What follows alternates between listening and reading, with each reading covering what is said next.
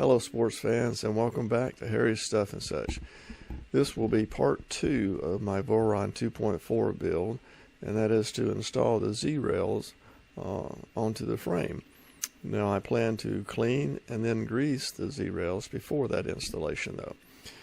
Now I got my Z-rails from KB3D as shown here on their webpage, and it was in a kit, and this kit contained both the MGN9 rails as well as the MGN12 rail.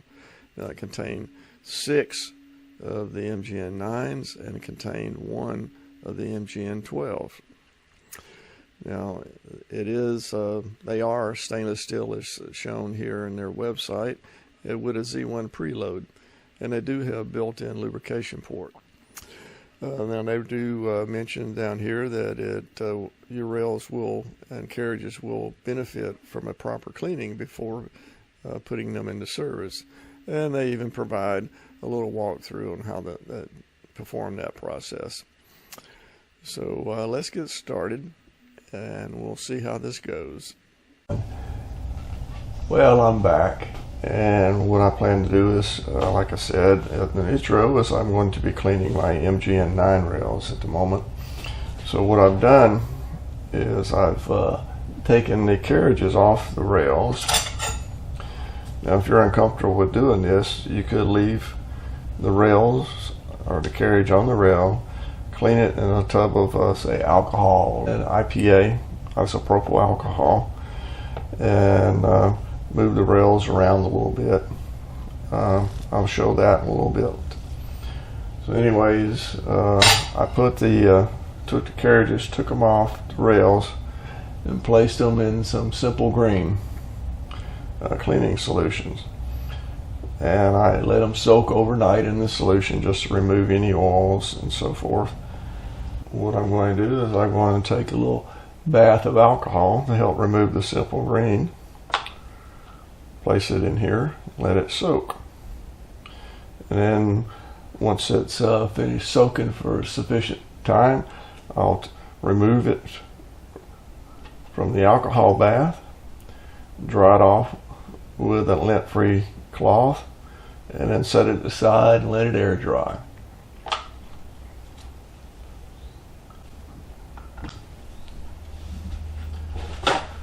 Now to clean the rails of some of that oil, all I did was just dip it, take some alcohol, go over them, clean them, make sure there was nothing in the track that would cause any problems, and that should be sufficient. So I'm going to set these aside, let them dry. As I said earlier, if you are uncomfortable with removing the carriages from the rails, you could just clean these rails with 91% or higher isopropyl alcohol or a degreaser. Simply place the rails in a tray large enough to contain them, and then let them soak in the IPA. Now for these rails, I'm just going to pour the alcohol over the rail and carriage for cleaning. I then move the carriage along the rail, and after that I will wipe dry and set aside for the alcohol to evaporate before I grease the carriage. Well, now that I have my rail and carriage clean, I need to grease the carriage. So let's get started doing that. And for greasing the carriage, I'll be using a syringe I have with some EP2 grease in it. You could also use super lube if you want to, because I have that on hand as well, but I've already got the EP2 in the syringe that I've had for a while, so I'm going to use it. One thing I would strongly say do not ever use would be WD-40. This is not a lubricant, even though it has a little bit of oil when it dries. You could also use some light machine oil, 3-in-1 oil. I have some oil here that I'm going to put on the rails just to kind of protect the rails. Now I have a protector here to keep the balls from coming out that I printed, and you can probably find these anywhere to print. So all I'm going to do is take the EP2 grease, run it along the balls here.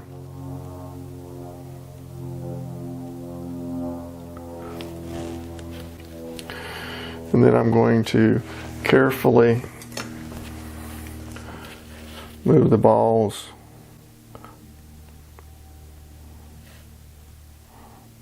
just enough to get some grease on them.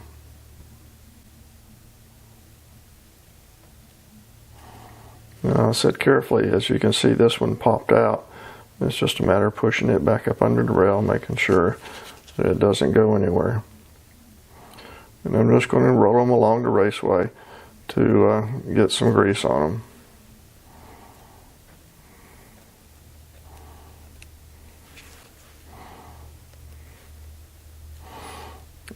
Now I'll do the other side.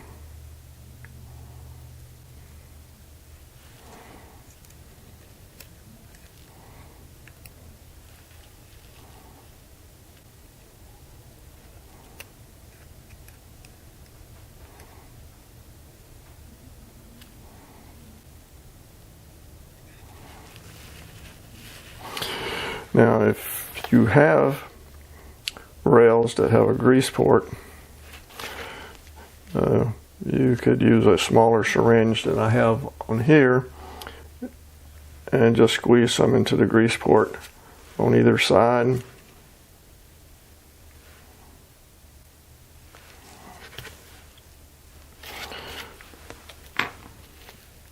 And now I'm ready to put the rail back on.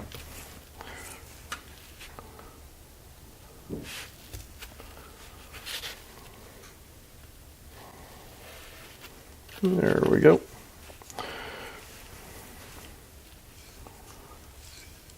Check to make sure it's rolling smoothly, and it is. These particular rails have a Z1 load, so if you turn them up, the carriage will not roll by itself. If it had a Z0 loading, it would probably just slide right down by itself without any force of your own. So now I also plan to apply a little oil, as I said, just to the rail itself, just as a little protection on the rail, for the rail. And so I'm just going to lightly apply it along the rail, and then I will rub it in. That just kind of sort of protects the rail.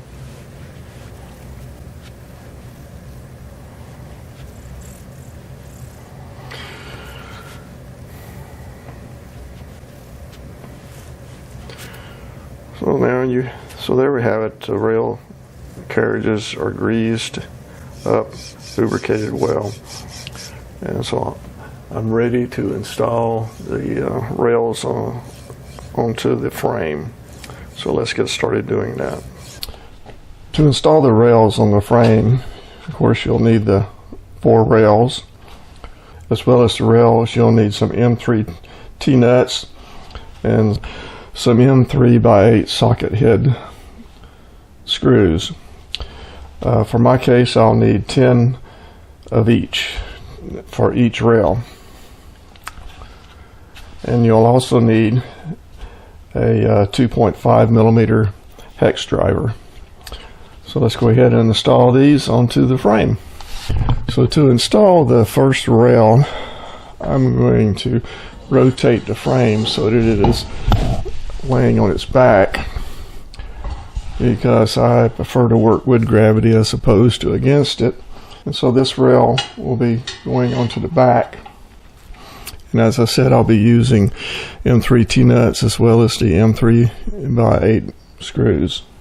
So I've got 10 M3 8 socket head screws. I got the T-nuts. I plan to place one of these every other hole, so that's why I need 10, because I've got a 350 millimeter build, and these are 400 millimeter rails, and so that requires 10 for every other hole on the rail.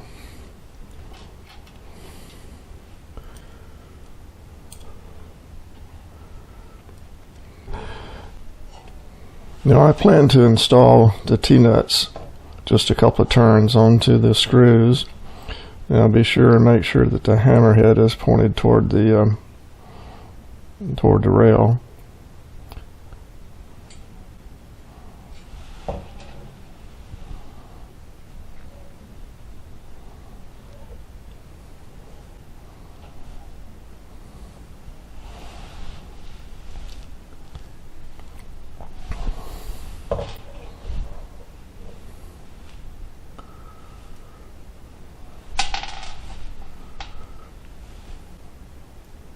Now that I have all the M3 nuts on the M3x8 screws, I'm going to align them with the rail so that I can easily slide them into the slot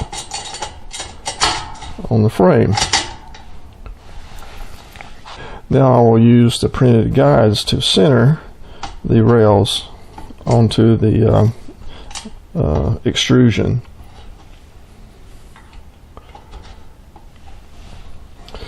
Now that I have the rail properly centered onto the 20 by 20 extrusion, I need to slide the rail to the bottom of the frame, leaving a 3mm gap. And now to ensure that 3mm gap, I printed a 20 by 20 by 3mm thick cube so that I can place at the bottom of the frame, slide the rail up against, and now that ensures that I have a 3mm clearance of the rail at the bottom of the frame. Now it's time to tighten the 10 3mm screws.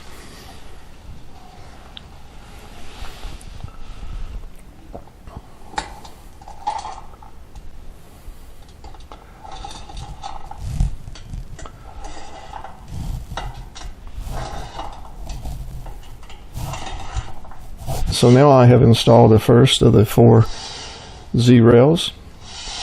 And so now it's just a rinse and repeat for the other 3. With the Z rails installed, it's now time to install the deck panel and DIN rails. And for that installation, you'll need 4 M5 roll-in T-nuts. You'll need 4 M5 by 10 button head cap screws, as well as a M3 nut driver. And of course you'll need your deck panel of your choice, as well as the 2 DIN rails. So first thing I need to do is I need to flip the frame upside down.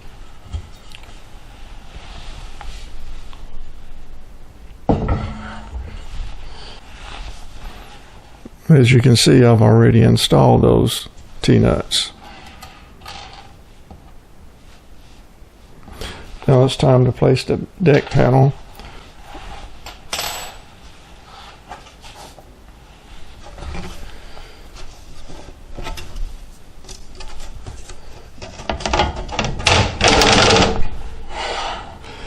And the slot here on the deck panel is toward the back. So wherever you place that will become the back of your printer. Well, with the deck panel in place, it's now time to install the DIN rails. You have 2 DIN rails to install. If you'll notice, my DIN rails, when I got them, they did not have an end cap, so I printed some end caps for them.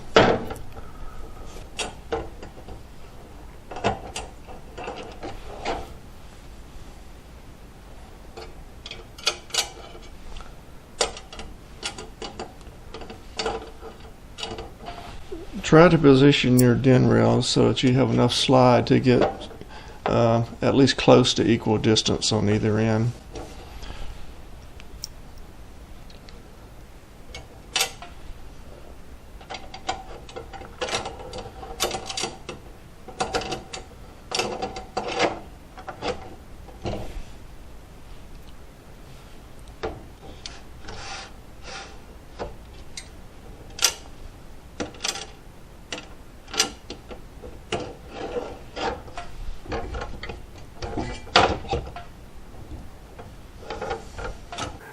Well, there you have it. I've got the Z rails installed, as well as the deck panel and DIN rails.